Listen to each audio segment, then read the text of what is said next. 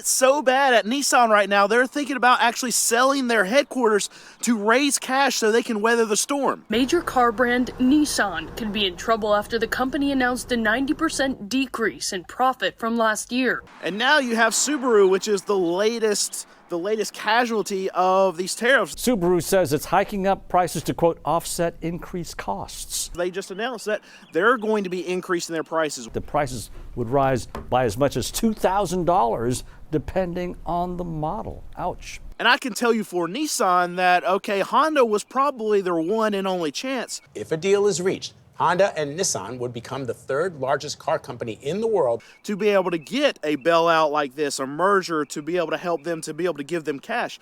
Because now, since the environment's worse than it was, 4 or 5 months ago when we were actually talking about this merger. Some insiders are telling media outlets the automaker could collapse. Since the situation is worse with tariffs. Well, the impact of tariffs are starting to show up in the showrooms. New auto prices are rising and incentives are falling. Since the situation is worse with our economy here in the U.S. Gone are the days when you're going to see widespread 0% financing, big discounts on vehicles. And the sales numbers, they're not doing anything better than what they were doing back then, and it looks like it's very, very bad, even worse right now than it was then. Average price paid year over year up $825. The average incentive, it's down $263 year over year. That they're not going to have somebody else come in and say, okay, you know what, we'll help you out. You have some assets that we want, because right now Nissan is probably hanging on the edge right now, and that's not something that another company is wanting to come in and be involved in. And it's more likely that, okay, 12 months from now, Nissan looks completely different than it does right now, maybe from an actual buyout instead of some kind of merger, instead of, Nissan getting some help from someone else becoming a partner, even becoming under a company like Honda. It's not going to look like that now, because there's no one that's going to swoop in and actually want to come and get the assets that Nissan has right now, because you're not going to want to acquire some company that's in as bad of shape as Nissan is right now. We just had Ford come out and say there's going to be vehicles that they're selling that they're going to increase the prices on because of tariffs. Ford is warning that tariffs will likely raise prices. You have Audi. Audi was one of the first ones that said that they were going to be increasing prices. And I think as time goes on, you're going to have more and more and more manufacturers that are going to come out and say, okay, well, tariffs are hitting our margins, so we're going to pass the savings on to our consumer. They've got to sit there and say, how do we adjust to the cost that we're paying? We don't want to say we're passing it along to the consumer. You're just not going to see the deals that you once saw. And we're going to be increasing our prices by X amount. We're going to be increasing our prices by this percentage, because this is what it's costing us to do. J.D. Power has told me they expect prices to rise another 5% between now and the fourth quarter. Now, they have margin built in where they don't have to do that, but I think initially they're going to try to pass all these savings on to their consumers, but they're going to get hit with a brick wall, because they're already having a lot of difficulty moving metal with the economy the way it is, with credit the way it is right now, with auto loan delinquencies the way they are right now, with all this negative equity that's coming into the system right now. You're going to have trouble raising prices in the face of all this negativity that's in the market. And these manufacturers, they're going to try. But I mean, what are they supposed to do? They're supposed to try to keep their margins for their shareholders, but with that, it's going to greatly lower volumes, and I think their bottom lines are going to get hit worse from the price increases because their volumes go down than if they were to eat these things to begin with. I think they're going to learn this. And just about every one of these Nissans I'm walking by, like, I see like $4,000 off, $2,000 off, $1,000 off. And here's the thing, what I worry about for a lot of these car dealers, a lot of these car salesmen, shareholders, even the manufacturers themselves, is that maybe there's been a false sense of hope that's been put into the system, because over the last 2 or 3 months, you've had a big pull forward in demand from a lot of consumers trying to get ahead of these tariffs. So I really think that Q1 showed that sales were good. Q2, I think there's still going to be some of that pull forward in demand. And I see it, I've mentioned this before, and people disagree with me on this, but you have to think, vehicles that are still on the ground right now, we're in Q2 at this moment, these were delivered before tariffs were actually put into place. So you can still have some of that pull forward in demand filter over into Q2. But all of those consumers that were going to buy before tariffs were even a situation, even if tariffs weren't going to affect the prices at all, just the simple fact that the consumers that were on the fence or were thinking that they were going to buy 2 or 3 months or in summer, well, they went ahead and bought. So now you're going to have all this demand that was pulled forward, and any consumers that were going to be consumers during the summer, well, they're now not going to be there. And now you have a lot of these manufacturers that are going to actually raise prices on vehicles coming to the ground right now. So the end of summer, I think, is going to be very, very, very bad for a lot of these car dealers, a lot of car salesmen, a lot of these manufacturers, and we're going to see that in Q3, and that's when it's all going to hit the fan, and it's going to really hit the earnings of all of these manufacturers. So that false sense of hope has already been laid, and hopefully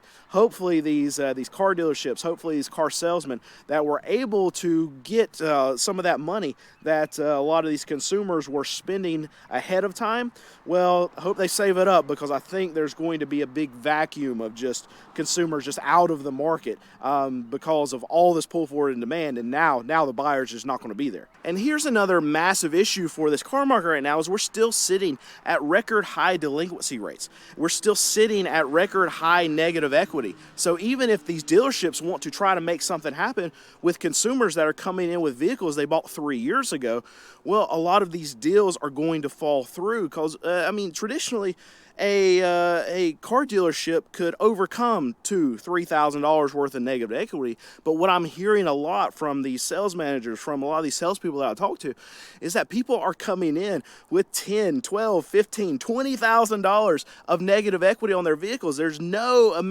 strings that the dealerships can actually but they can pull for these consumers to be able to get them out of that amount of negative equity.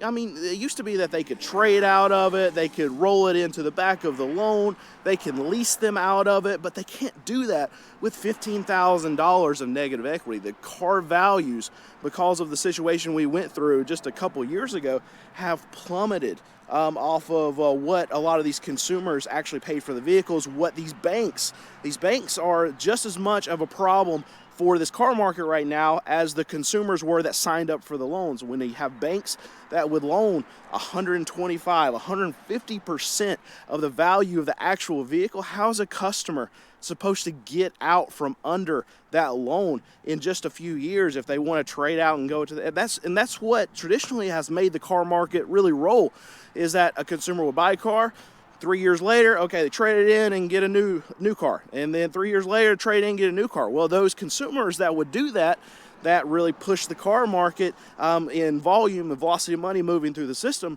Well, those consumers can't do that right now. Instead of waiting 3 years to trade in their car, well, now they're going to have to wait 6, 7, 8 years to trade in their car to be able to get it to a point where they have enough equity or even get close to break even on that vehicle with the payments that they're making on the car to be able to get out from under that car. So there's a lot of destruction of demand that's going to come from all of the money that was spent from all these cars that were purchased way higher than what the actual car was actually worth, and then the banks loaned on it. So that's going to be a problem that we're not going to deal with this year.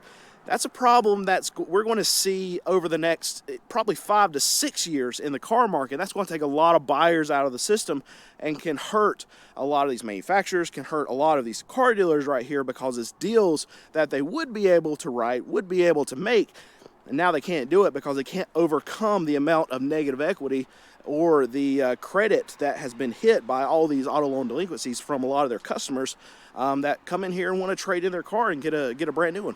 So you have Nissan right now that's actually thinking about selling their headquarters just so they can raise some cash. Now, there was a report out maybe, let's say 6 or 7 months ago, that Nissan only had about 12 months left of cash to be able to even survive. And we know from that standpoint that, okay, the conditions in the economy, the conditions for suppliers, supplier relations, the amount of money that it's going to cost for them to ship vehicles, all of this has turned to the negative for a company like Nissan. So things have gotten worse.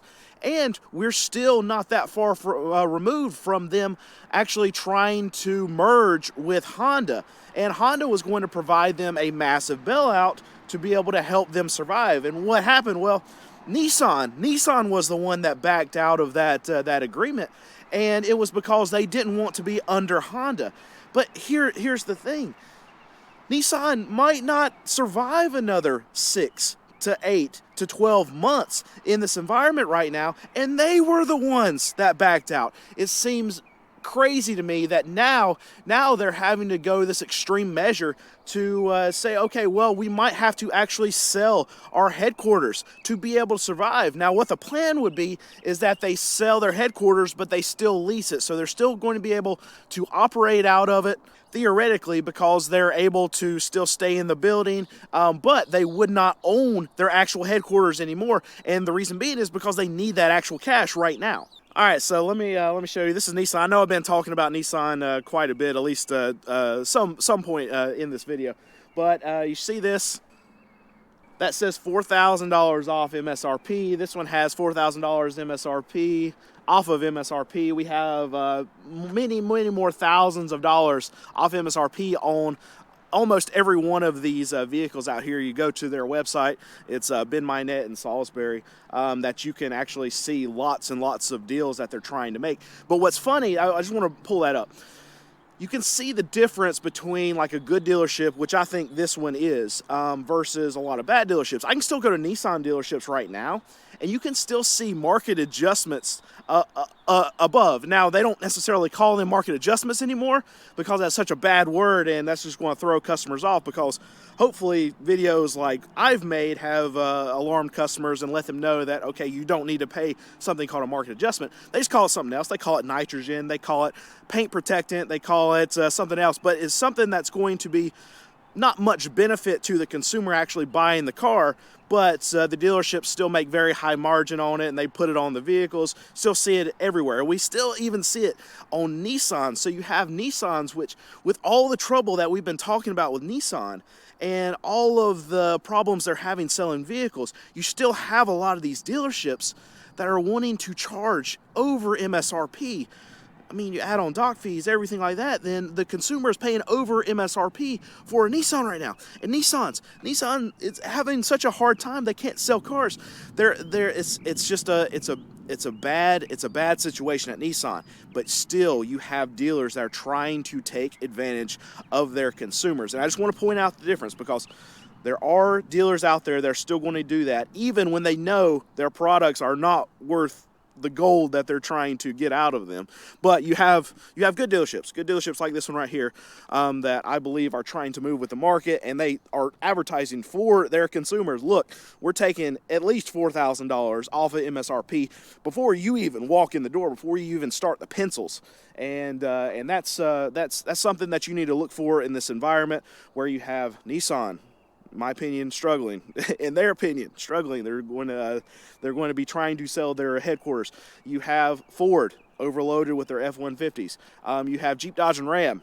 We know all their problems, but those types of places, this is where you can separate easily the good dealerships from the bad dealerships, because this Nissan dealership, they still have to sell Nissans. They're a Nissan dealership, have to sell Nissans, so they have to figure out a way to sell Nissans.